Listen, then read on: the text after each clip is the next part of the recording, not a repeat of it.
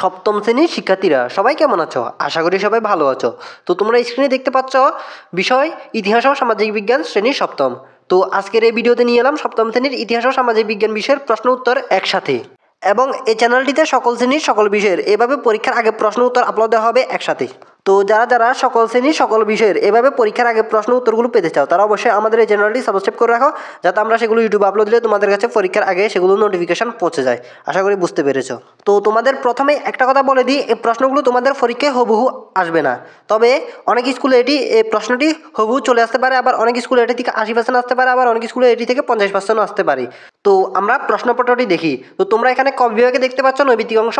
তো এখানে নৈবিত্তিক অংশে 15 নম্বরের বহু নির্বাচনী প্রশ্ন। তো আমরা প্রথমে সব প্রশ্ন একবার এক নজরে দেখবো, তারপর আমরা প্রশ্নগুলো দেখার পরে সেগুলোর উত্তর দেখবো। তো তোমরা এখানে 1 নম্বর প্রশ্নটি দেখতে পাচ্ছ, 2 নম্বর প্রশ্নটিও দেখতে পাচ্ছ, 3 নম্বর প্রশ্নটিও দেখতে পাচ্ছ, 4 নম্বর প্রশ্নটিও দেখতে পাচ্ছ, 5 নম্বর প্রশ্নটিও দেখতে পাচ্ছ, 6 নম্বর প্রশ্নটিও দেখতে পাচ্ছ এবং 7 নম্বর প্রশ্নটিও তোমরা এখানে দেখতে পাচ্ছ। তারপর এখানে একটা অনুচ্ছেদ দেখতে পাচ্ছ, এই অনুচ্ছেদটা থেকে 8 ও 9 নম্বর প্রশ্নের উত্তর দিতে হবে। তো তোমরা এগুলো দেখতে পাচ্ছ। তো আমরা কিছুক্ষণ পরে এই প্রশ্নগুলোর উত্তরও দেখবো। তো তোমরা এখানে 10 নম্বর প্রশ্নটিও দেখতে পাচ্ছ। তো আমরা কিছুক্ষণের মধ্যে এই প্রশ্নগুলোর উত্তর দেখবো। তো তোমরা এখানে 11 নম্বর প্রশ্নটিও দেখতে পাচ্ছ, 12 নম্বর প্রশ্নটিও দেখতে পাচ্ছ এবং 13 নম্বর প্রশ্নটিও দেখতে পাচ্ছ। তো এখানে একটা অনুচ্ছেদ দেখতে পাচ্ছ, এখান থেকে 14 এবং 15 নম্বর প্রশ্নের উত্তর দিতে হবে। তো আমরা কিছুক্ষণ পরে সরাসরি এগুলোর উত্তরও দেখবো। তো শিক্ষার্থীরা, আমাদের নৈবিত্তিক অংশের 25 নম্বরের মধ্যে 15 নম্বরের বহু নির্বাচনী প্রশ্নগুলো দেখা হয়ে গেল এবং কিছুক্ষণের মধ্যে আমরা সেগুলোর উত্তর দেখবো। তো এবার আমরা দেখবো এক কথায় উত্তর প্রশ্নগুলোর উত্তর, এবং কিছুক্ষণ পরে সেগুলোর উত্তরও আমরা দেখবো। তো আমরা এক কথায় উত্তর প্রশ্নগুলো দেখি। তো এক কথায় উত্তর প্রশ্নে রয়েছে 10 নম্বর। তো এখানে এক কথায় উত্তর প্রশ্নের প্রথম প্রশ্নটি আমরা দেখতে পাচ্ছি, তারপর 2 নম্বর প্রশ্নটি আমরা এখানে দেখতে পাচ্ছি এবং 3 নম্বর প্রশ্নটি আমরা দেখতে পাচ্ছি এবং 4 নম্বর প্রশ্নটি আমরা দেখতে পাচ্ছি এবং 5 নম্বর প্রশ্নটিও দেখতে পাচ্ছি এবং 6 নম্বর প্রশ্নটি আমরা এখানে দেখতে পাচ্ছি এবং 7 নম্বর প্রশ্নটি আমরা এখানে দেখতে পাচ্ছি, 8 নম্বর প্রশ্নটিও দেখতে পাচ্ছি, 9 নম্বর প্রশ্নটিও দেখতে পাচ্ছি এবং 10 নম্বর প্রশ্নটি আমরা এখানে দেখতে পাচ্ছি। তো শিক্ষার্থীরা, আমাদের নৈবিত্তিক অংশের 25 নম্বরের প্রশ্নগুলো দেখা শেষ হয়ে গেল। তো আমরা কিছুক্ষণের মধ্যে সেগুলোর উত্তরও দেখব। তো এবার আমরা সরাসরি চলে যাই রচনামূলক অংশে। তো আমরা প্রথমে রচনামূলক অংশের সংক্ষিপ্ত উত্তর প্রশ্নগুলো দেখি। তো কিছুক্ষণ পরে সেগুলোর উত্তর দেখব।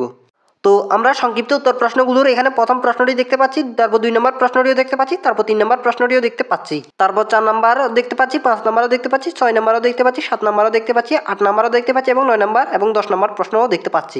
তো শিক্ষার্থীরা, আমাদের রচনামূলক অংশের সংক্ষিপ্ত প্রশ্নগুলো দেখা হয়ে গেল। কিছুক্ষণের মধ্যে আমরা সেগুলোর উত্তর দেখব। তো আমরা এবার দেখি রচনামূলক অংশের দৃশ্যপটবিহীন প্রশ্নগুলো, যেগুলোর থাকবে মোট 5টি থেকে যে কোনো 3টি প্রশ্নের উত্তর দিতে হবে এবং প্রতিটি প্রশ্নের জন্য রয়েছে 5 নম্বর করে।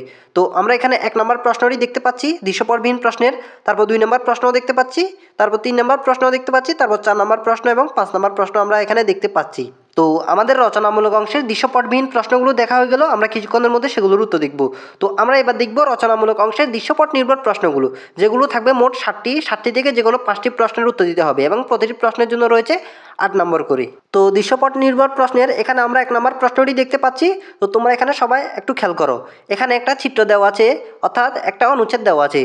তো এখানে তোমাদের ক এবং খ নম্বর প্রশ্নের উত্তর দিতে হবে।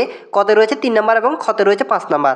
আর তোমরা এখান থেকে যদি শুধু খ নম্বর প্রশ্নের উত্তর দাও তাহলে পাবে 5 নম্বর, আর যদি শুধু ক নম্বর প্রশ্নের উত্তর দাও তাহলে পাবে শুধু 3 নম্বর। তো এটা মোটামুটি একটা সৃজনশীল প্রশ্নের মতো। তো আমাদের দৃশ্যপট নির্ভর প্রশ্নের 1 নম্বর প্রশ্ন দেখা হলো, তারপর 2 নম্বর প্রশ্নটিও দেখা হলো, তারপর 3 নম্বর প্রশ্নে এখানে অনুচ্ছেদ দেখতে পাচ্ছ। তো আমরা ক খ প্রশ্নগুলো দেখতেছি, দাঁড়াও। তো আমাদের দৃশ্যপট নির্ভর প্রশ্নের 3 নম্বর প্রশ্নের ক এবং খ নম্বর প্রশ্নগুলো দেখা হয়ে গেল, 4 নম্বর প্রশ্নের ক খ প্রশ্নগুলো দেখা হয়ে গেল, তারপর 5 নম্বর প্রশ্নেরও ক এবং খ নম্বর প্রশ্নগুলো দেখা হয়ে গেল, তারপর 6 নম্বর প্রশ্নেরও ক এবং খ নম্বর প্রশ্নগুলো দেখা হয়ে গেল, তারপর 7 নম্বর প্রশ্নেরও ক এবং খ নম্বর প্রশ্নগুলো দেখা হয়ে গেল। তো সপ্তম শ্রেণীর শিক্ষার্থীরা, আমাদের দৃশ্যপট নির্ভর প্রশ্নের অর্থাৎ রচনামূলক অংশে দৃশ্যপট নির্ভর প্রশ্নগুলোর 60টি প্রশ্ন দেখা হয়ে গেল। তো শিক্ষার্থীরা, এর মধ্যে আমাদের ইতিহাস ও সামাজিক বিজ্ঞান বিষয়ের প্রশ্নপত্রটি দেখার পর্বটা শেষ হলো। তো আশা করি তোমাদের সব প্রশ্ন ভালোভাবে দেখিয়ে দিতে পেরেছি। তো এবার আমরা সরাসরি চলে যাব উত্তর পর্বে, অর্থাৎ এতক্ষণ ধরে আমরা যে প্রশ্নগুলো দেখলাম, তো এবার আমরা সে প্রশ্নগুলোর উত্তর দেখব। তো আমরা সরাসরি উত্তর পর্বে চলে যাই। তো শিক্ষার্থীরা, তোমরা দেখতে পাচ্ছ আমরা সরাসরি উত্তর পর্বে চলে এসেছি। তো আমরা প্রথমে নৈবিত্তিক অংশের উত্তরগুলো দেখি। তো নৈবিত্তিক অংশে প্রথমে আমরা দেখি বহু নির্বাচনী প্রশ্নের উত্তর। তো এখানে 1 নম্বর প্রশ্নের উত্তর হলো খ, চীন। তারপর 2 নম্বর প্রশ্নের উত্তর হলো খ, চতুর্দশ। তারপর 3 নম্বর প্রশ্নের উত্তর হলো খ, 1971 সালে। তারপর 4 নম্বর প্রশ্নের উত্তর হলো ঘ, 1, 2 ও 3, অর্থাৎ 3টা হলো এই প্রশ্নের উত্তর। তারপর 5 নম্বর প্রশ্নের উত্তর হলো খ পান্তা ইলিশ খাই। তারপর 6 নম্বর প্রশ্নের উত্তর হলো খ কম সংখ্যক। তারপর 7 নম্বর প্রশ্নের উত্তর হলো গণতান্ত্রিক অর্থাৎ খ। তারপর 8 নম্বর প্রশ্নের উত্তর হলো ক ব্রাহ্মলিপি।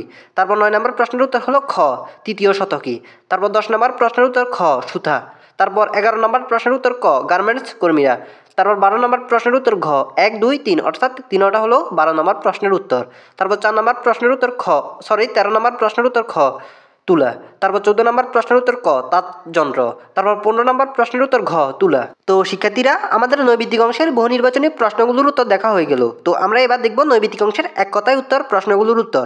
তো এক কথায় উত্তর প্রশ্নগুলোর প্রথমটির উত্তর হলো ব্রাহ্মলিপি। তারপর 2 নম্বর প্রশ্নের উত্তর হলো ব্রহ্মপুত্র। তারপর 3 নম্বর প্রশ্নের উত্তর হলো 25 মার্চ। তারপর 4 নম্বর প্রশ্নের উত্তর হলো 1917 সালে। তারপর 5 নম্বর প্রশ্নের উত্তর হলো পান্তা ইলিশ। তারপর 6 নম্বর প্রশ্নের উত্তর হলো জন্মদিনে। তারপর 7 নম্বর প্রশ্নের উত্তর হলো প্রাকৃতিক সম্পদ। তারপর 8 নম্বর প্রশ্নের উত্তর হলো বাংলাদেশকে। তারপর 9 নম্বর প্রশ্নের উত্তর হলো নির্দিষ্ট মেয়াদের পর। তারপর 10 নম্বর প্রশ্নের উত্তর হলো সমান সমান। তো সপ্তম শ্রেণীর শিক্ষার্থীরা আমাদের নৈবিত্তিক অংশের 25 নম্বরের প্রশ্নগুলোর উত্তর দেখা হয়ে গেল, অর্থাৎ 15 নম্বরের বহু নির্বাচনী প্রশ্নের উত্তর এবং 10 নম্বরের এক কথায় উত্তর প্রশ্নগুলোর উত্তর তো দেখা হয়ে গেল। তো এবার আমাদের বাকি রইল সংক্ষিপ্ত উত্তর প্রশ্নগুলোর উত্তর দেখা। তো আমরা এবার চলে যাই সংক্ষিপ্ত উত্তর প্রশ্নগুলোর উত্তরে।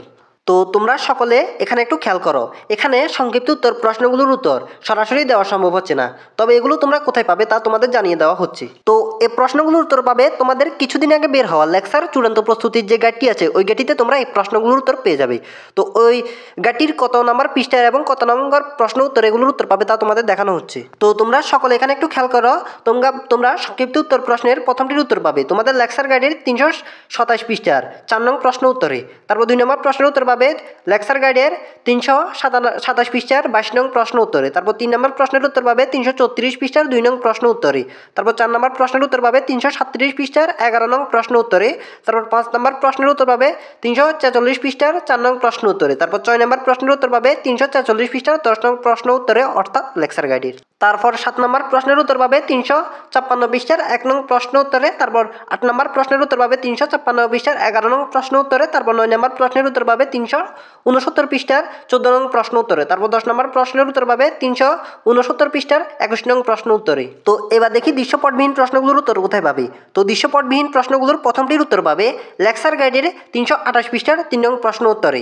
তারপর 2 নম্বর প্রশ্নের উত্তর পাবে লেকচার গাইডের 338 পৃষ্ঠার 7 নং প্রশ্ন উত্তরে। তারপর 3 নম্বর প্রশ্নের উত্তর পাবে 349 পৃষ্ঠার 17 নং প্রশ্ন উত্তরে। তারপর 4 নম্বর প্রশ্নের উত্তর পাবে 359 পৃষ্ঠার 11 নং প্রশ্ন উত্তরে।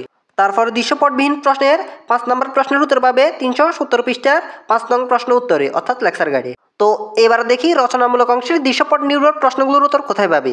তো দৃশ্যপট নির্ভর প্রশ্নের প্রথমটির উত্তর পাবে লেকচার গাইডের 330 পৃষ্ঠার 3 নং প্রশ্ন উত্তরে। তারপর 2 নম্বর প্রশ্নের উত্তর পাবে 331 পৃষ্ঠার 5 নং প্রশ্ন উত্তরে।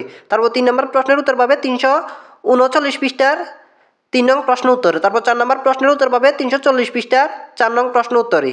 তারপর 5 নম্বর প্রশ্নের উত্তর পাবে 350 পৃষ্ঠার 1 নং প্রশ্ন উত্তরে। তারপর 6 নম্বর প্রশ্নের উত্তর পাবে 363 পৃষ্ঠার 10 নং প্রশ্ন উত্তরে।